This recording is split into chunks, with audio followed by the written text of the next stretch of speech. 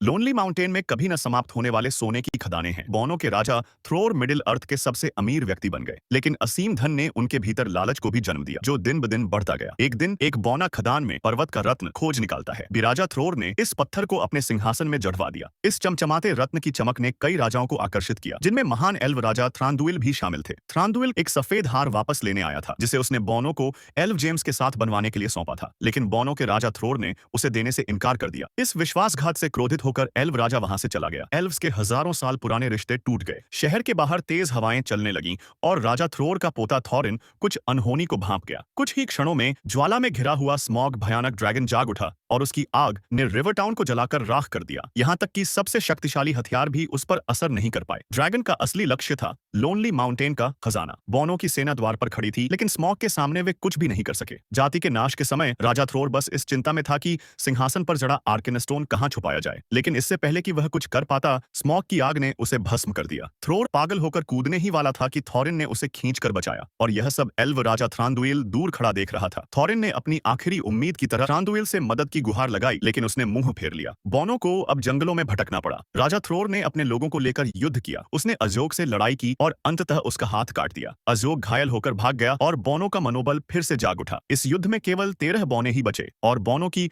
राजशाही समाप्त हो गई, जब तक कि एक दिन ग्रे जादूगर उसके सामने नहीं आया।